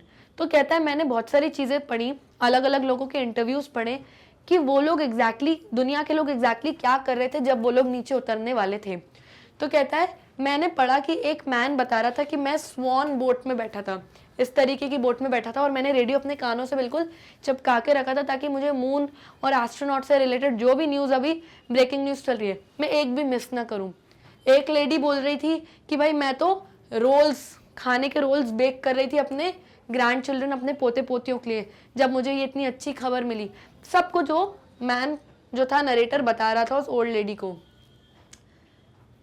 The woman bellowed. Bellowed means to shout in a loud voice. और फिर woman इतनी excited हो गई क्योंकि woman को ये सारी चीज़ें नहीं पता थी जो उसको नरेटर ने बताई, तो बहुत खुशी से जोर से चिल्लाई। वो कहती है a flag on the moon boy, कि मून पे फ्लैग है और हमारे अमेरिका का वो फ्लैग है। I heard it in the radio, और कहती है कि मैंने भी उस वक्त रेडियो पे सुना flag on the moon, American flag. Isn't that splendid? तो वो ओल्ड वुमन नरेटर से कहती क्या ये बात स्प्लेंडेड नहीं है? स्प्लेंडेड मतलब एक्सीलेंट। क्या ये एक्सीलेंट नहीं है कि हम अमेरिकन ने मून पे अपना फ्लैग लगा दिया?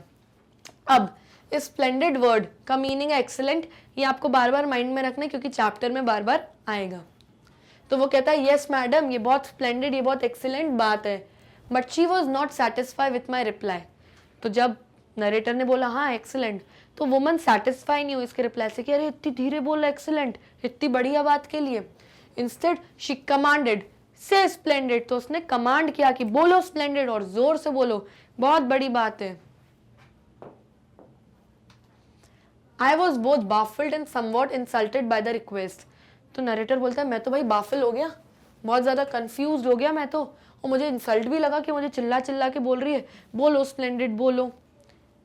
It reminded me of the way I was taught multiplication tables as a child, repeating after the master, sitting cross-legged, without shoes or pencils, on the floor of my one-room Tollygunge school.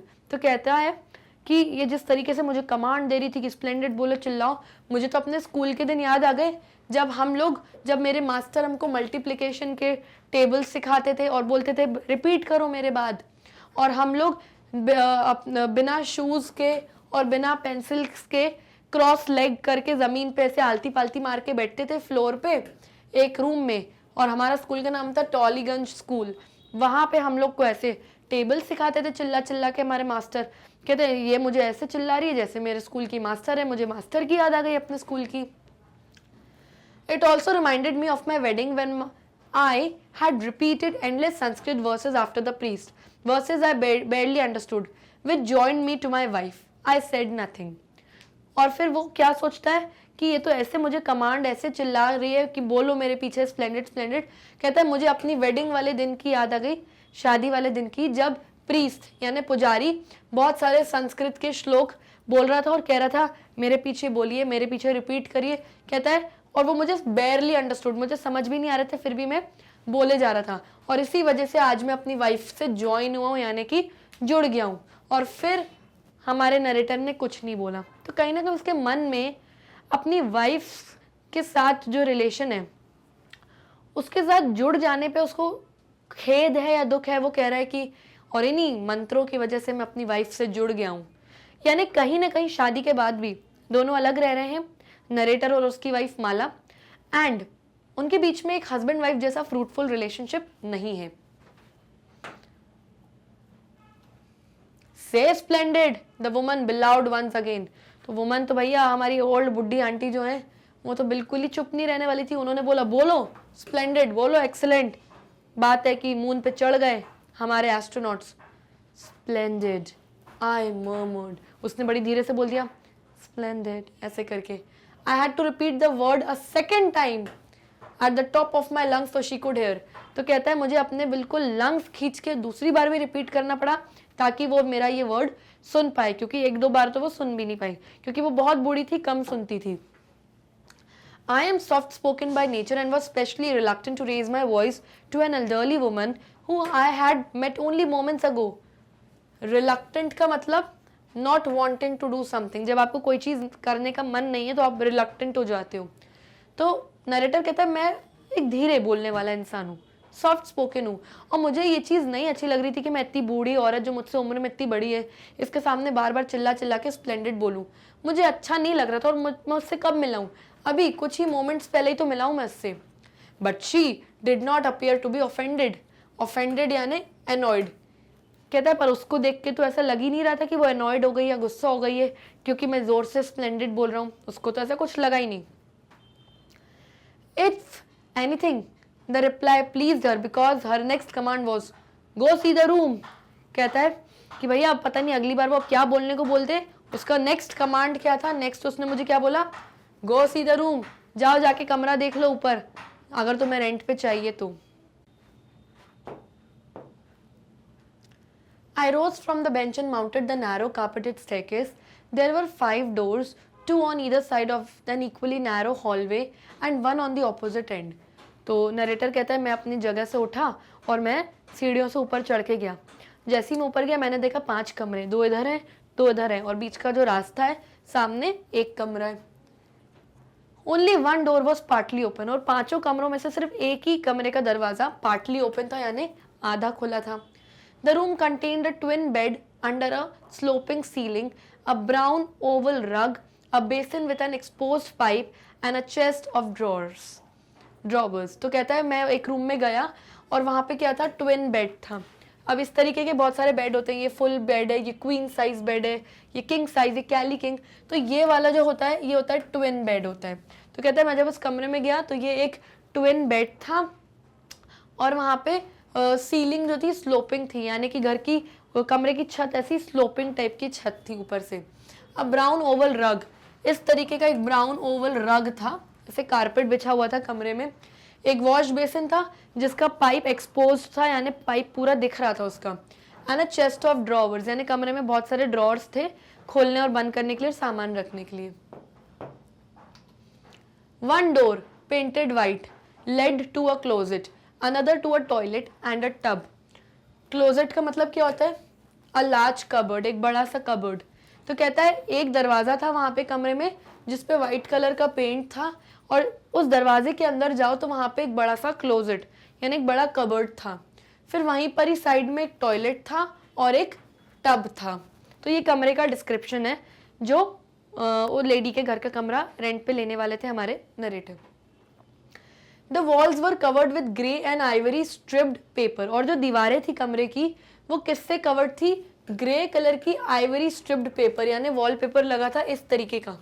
तो कमरे की जो walls थी वो grey colour की ऐसे stripes बनी हुई थी इस तरीके से ऐसे कमरे में। The window was open, net curtains stirred in the breeze.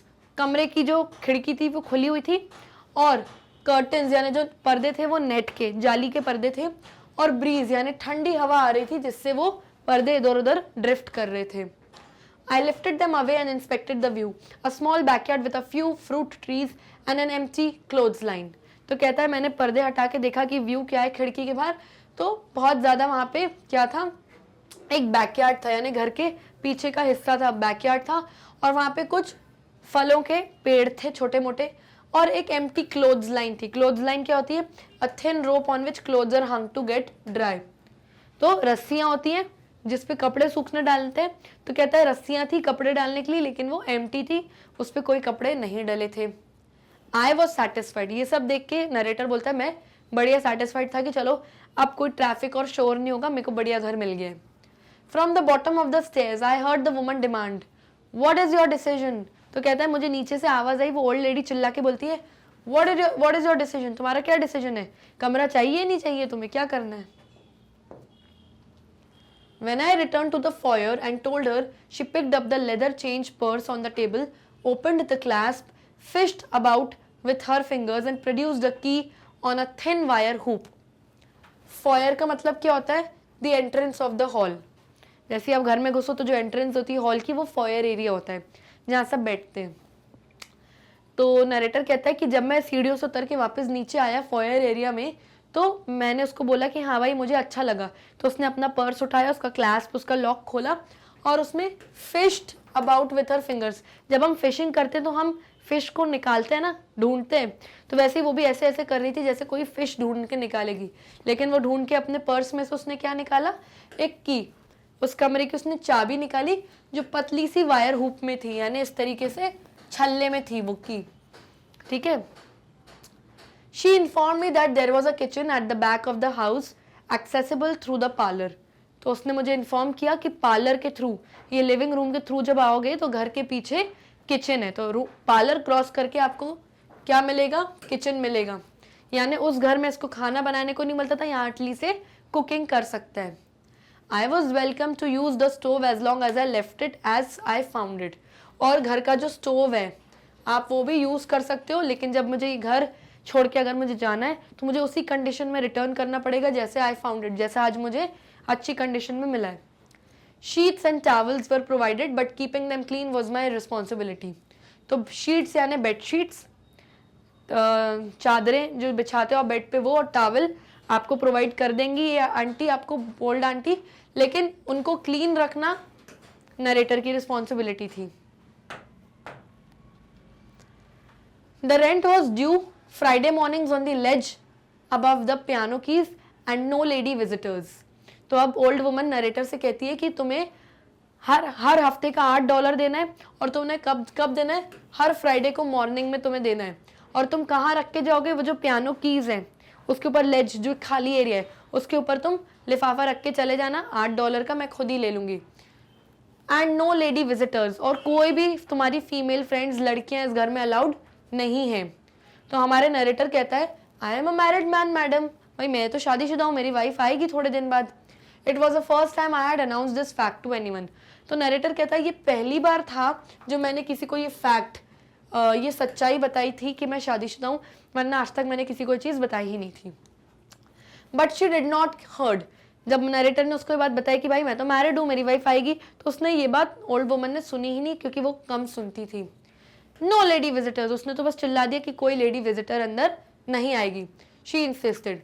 She introduced herself as Mrs Croft, और उसने खुद का इंट्रोडक्शन क्या दिया नरेटर को कि मैं मिसेस क्रॉफ्ट हूँ। तो पहली नरेटर हमारा आ गया, हमारा कैरेक्टर ऑफ द प्ले। दूसरा किसके बारे में बताया, मिसेस क्रॉफ्ट के बारे में, जो कि ओल्ड वुमन है। सो चिल्ड्रन, यहाँ पे मैं अपना पार्ट नंबर 1 इस चैप्टर का खत्म करती हूँ।